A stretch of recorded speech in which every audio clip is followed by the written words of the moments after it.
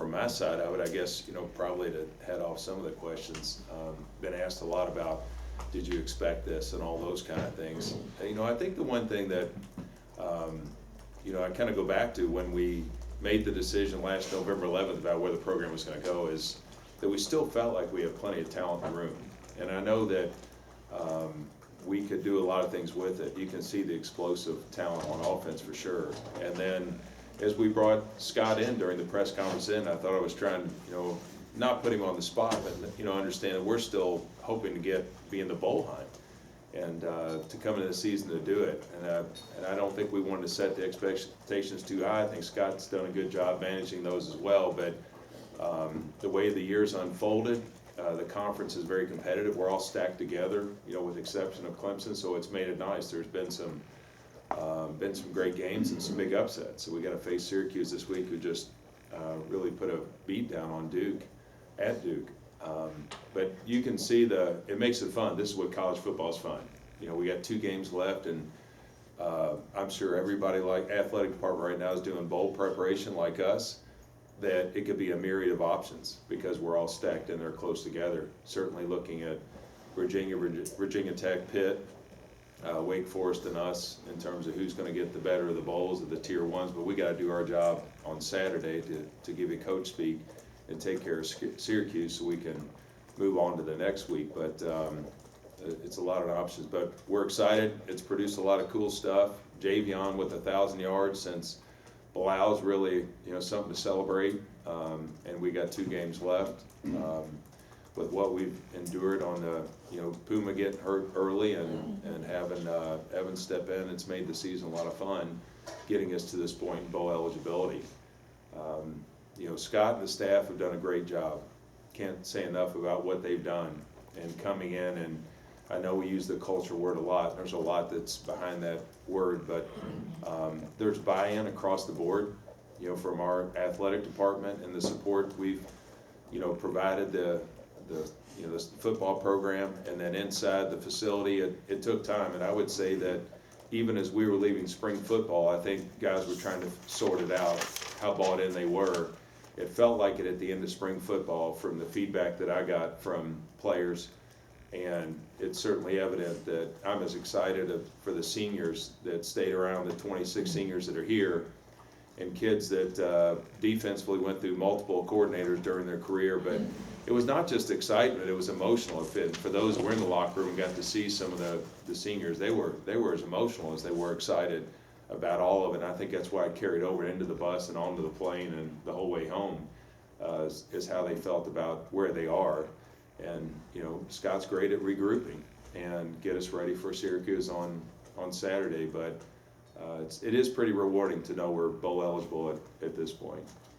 You are bowl eligible, 2 games left. Is it ahead of schedule, or is it better than expected for you at this point? For me? Yes. No, it feels like we're on schedule, and we just, in terms, again, the program where we thought it could go, we've had turnarounds in our past, from Coach Cooper to Coach Smith, from 1-10 to 7-5. I think for really good programs, they turn around quickly. I think we've seen that when there's been adversity, even at Penn State, they quickly turn around from their adversity. We've seen other athletic programs, or whether it be football or basketball or whatever it might be, turn around quickly. In football, you only got 12 games versus a longer basketball, but I think it speaks volumes about the program in general. And, the support we've had from our fans has been helpful, and of Coach Satterfield and the staff has been helpful. But feels like we're on pace, and now you can look ahead. It's easy to do, think about where we are in recruiting and all those things. But for now, we want the team just to focus on Senior Day and really support the seniors. We hope the fans come out. I've only done weather once in my life, and it was 2 weeks ago or a week ago, and I say it's going to be clear and beautiful for the fans to be there and celebrate our seniors. Obviously, the playing on the field is a lot different, but behind the scenes, you're with the guys. Just how drastic has that changed from this time a year ago? Quite a bit. I think from where the emotion is around the program, certainly, if you share lunch with the team, or when I'm around in the meals on the road trips, in the locker room post game, even the losses, they've they've really taken them to heart. They know where they've lost opportunities, and by gosh, we've made a lot of mistakes during those games, but they are responding differently and reacting differently to those mistakes this year than last. And I think that's what the fans see is, we didn't have a great first half, against North Carolina State. We were making mistakes. We had some dead ball penalties again, but the difference was the second half, and I think that's symbolic of the year. Vince, you just said you were optimistic that you believe this could happen, but was there a point or maybe a game or moment this season where you felt a little more confident that Louisville could get to this point? Well, I think just coming into the season, you could see in practice how they were performing. Coming in, particularly, they had taken the Scots offensive style and execution, and felt like, Brian was every coordinator is gonna have their way they coach and their game plan, right? But I think they've done a great job adapting to the players we have and trying to figure out how to use the players we have here and mold it into their offense and their defense. And we can certainly see that at times. And yes, we have to blitz maybe a little more than we might normally, try to get some pressure on the quarterback, which we struggle with. But I think they've done a great job adapting the players to their style, or vice versa. Vince, are you anticipating anybody asking to talk to Scott after the season about an open position? I think that's going to happen all the time. There's been so much great publicity around what Scott's done at App State, and now people are more as focused on what he did there as what he's doing here. I mean, I think you guys see that we were ahead of it, thankfully. I mean, there's some great openings this year. The expectation is those kind of coaches that do it well on and off the field are going to be approached. I haven't certainly heard from anybody, wouldn't expect all that, but I have those conversations. I'm pretty open on those with the coaches. So, do I expect that our talent, people will look to poach them like they have in the past? Yeah. Do I expect them to leave or want them to? Heck no. We hope that they're going to be here a long time and do everything we can with our power to make sure that this coaching staff is here for a long time, because continuity means a lot to success. Obviously, you want to keep winning, but from your perspective, what kind of things will you be doing behind the scenes if that team does keep winning to secure a bowl, or which bowl the team might get to go to?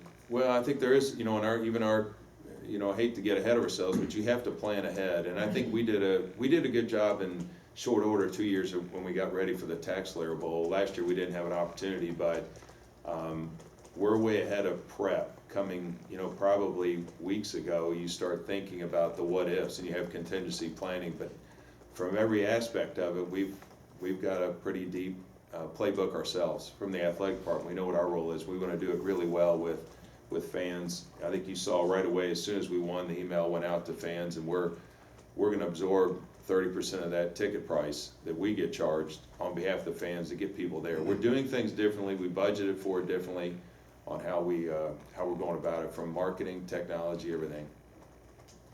Two questions, Vince. If I'm correct, I think 15-year-old Happy Van Winkle is $1,500. Are you going to be able to expense that? No, I don't expense much, as you guys know if you did open records. I eat all those costs, and that one was right out of my personal bar at the house. So we'll keep the bottle as a souvenir. I didn't throw that away. It's going to be meaningful, and I'll keep it with our press pass. I may just give it to Scott and let him keep it as his souvenir. More seriously, the way that the bowl games are structured financially can be fairly disadvantageous to the universities. Mm-hmm. Do you think there's any latitude in negotiating with the bowls as far as what you're required to do? And are there some that are significantly more attractive than others that you might be eligible for? Well, on the first point, the conference does all the negotiating. ADs do have some input on bowls, and you'll see our bowl lineup will change a little bit next year, and economics does play into that. Not just on what they pay out, but to your point, Tim, what the expectations are. Tickets is, it's a big expense when you have mandatory ticket purchase as part of that bowl. And and as we did 2 years ago with Tax Layer Bowl, we did all we could to get military and our, and others involved in buying tickets, sometimes at a discount, and with our fans down in Florida. But we like the Florida Bowls without a doubt, because our fans travel well. We have a big alumni base down in Tampa and in that South Florida area. So, you always say, love to go to Florida first. But in the same vein, there are some better opportunities, and there's some coming about in the future with the Holiday Bowl in San Diego, and there'll be the bowl up in Fenway Park to come in the future down the road. So there are some other cool opportunities that are great to reward the players, the staff, where you can go, but Florida's always been good to us. And you mentioned how this team performs after, say, a loss or even the first half against NC State. Does that change just simply coaching? Well, I think one of the things I said that helped validate that we have a great head coach was his post-game speech when we lost to Florida State. The way he went about handling that himself. I mean, he's provided leadership in a lot of ways, and the staff buys into it as much as the players. But when I left the locker room after the Florida State game, it felt pretty good that you see a lot of leaders take things, that are competitive. Football is a very competitive sport. You see coaches that are animated or not animated, both on the sideline and the locker room. What I get exposed to is a very competitive, fiery, competitive head coach, but in a way that he handles the ups and downs very well. And I think that's probably the difference that players have seen, and they've responded well. I think that's why they come in. He made great changes going out in the second half. You saw that we were more aggressive defensively and offensively. We made some great plays. We beat them going downfield. One more, you have time? One more. Yep. Just real quick while I got you here, Vince, what was it like last night at the Lou City game and just being there and a part of that atmosphere? Well, selfishly for the university, it's great for us to host it. We have good economics in that too. And we get to expose the University of Louisville and our stadium and all that. And that worked great last year. On the other side of it, it's great for the sport, the city. I know our two head coaches are big fans of what's happening in pro sports locally with the men's and now the women's team coming. Karen was real excited about it to get that going. But in the meantime, it was good for us to be able to host it, because we could market our program facilities. And, I sat at the game with Landon Donovan, and probably one of the greatest players ever in the sport, and how complimentary he was of what we have here and what we're trying to do with the sport at the university, as much as with the pro soccer. He'd like to see the same thing happen in San Diego that's happening in Louisville. Our soccer, yes. You mentioned Oh, yeah, I was gonna say, one thing I'd say while we're talking about that is, on our two soccer teams is, the women's soccer teams you saw won their first round game, and they'll go to Provo, play BYU on Thursday night. Today, in about an hour, at 1 o'clock, we have the selection show for the men's soccer. So hopefully we're hosting on Thursday night here, depending on how that comes out, based on where we're in the RPI. So we'll be able to follow in the same heels we're doing with all these other sports. Field hockey, obviously unfortunate, but getting to the Elite Eight was, again, the furthest we've ever gone in that sport. And we've done that over the last 18 months. We've gone the furthest we've ever gone in a lot of these: women's golf, softball, volleyball, and it's nice to see it. I wish we'd have got to the Final Four for Justine and the team, but good stuff going on right now, and football's doing a great job.